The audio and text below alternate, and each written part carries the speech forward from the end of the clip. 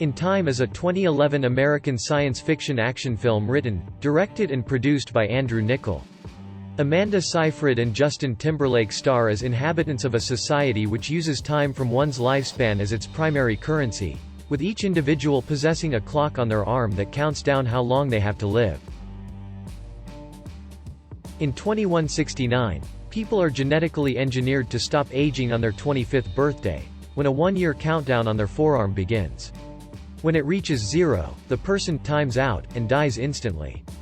Time has thus become the universal currency, transferred directly between people or stored in time capsules.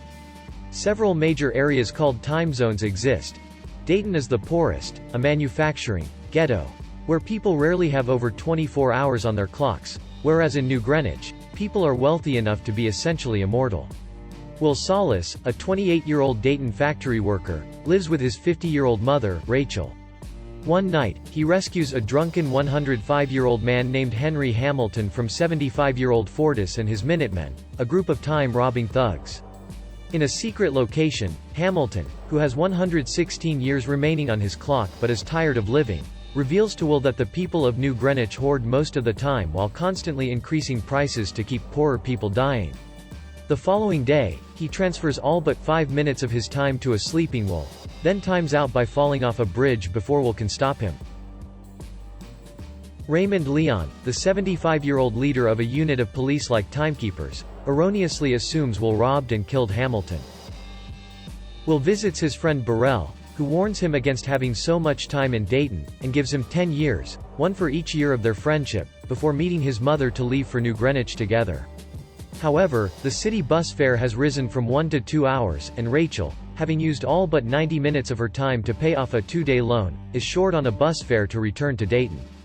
The uncaring driver forces her to run back to Dayton, but she arrives a few seconds too late for Will to save her and times out in his arms. Heartbroken and angry, Will vows revenge for his mother's death by taking the people of New Greenwich for everything they have. In New Greenwich, Will meets 110-year-old time-loaning businessman Philippe Weiss and his 27-year-old daughter Sylvia at a casino. While playing poker, Will pretends to nearly time out but eventually wins over a millennium in a flawless gamble. Sylvia invites him to a party, and Will buys a new sports car and drives there. Raymond arrives and arrests Will, who insists on his innocence in Hamilton's death. Rather than attempting to prove Will's guilt, he confiscates all but 2 hours of Will's time, explaining it does not belong in Dayton. Will escapes, taking Sylvia to Dayton as a hostage, but Fortis gang ambushes them, taking most of their time and leaving them with 30 minutes each.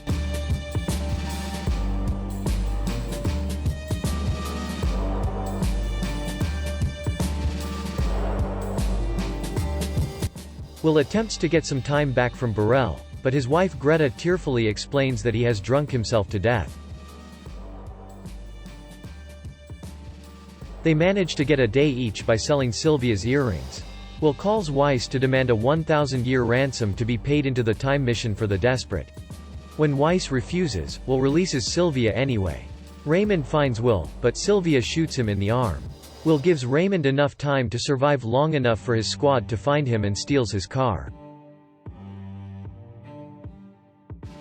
Now committed to ending the system, Will and Sylvia rob Weiss time banks, giving the extra time capsules to the needy, but soon realize that they cannot significantly change anything, as prices are raised faster to compensate for the extra time.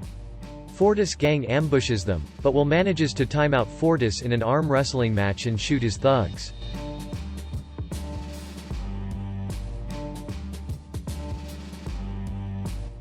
He and Sylvia then decide to rob Weiss' vault of a 1 million-year capsule. Raymond chases them back to Dayton but fails to stop them from distributing the stolen time. Raymond times out, having neglected to collect his day's salary. Will and Sylvia nearly time out themselves but survive by taking Raymond's salary. TV reports show factories in Dayton shutting down as everyone has enough time and abandons their jobs. Having seen the consequences of his obsession with the pair, Raymond's colleague Yeager orders the timekeepers to return home. Will and Sylvia progress to larger banks, still trying to crash the system.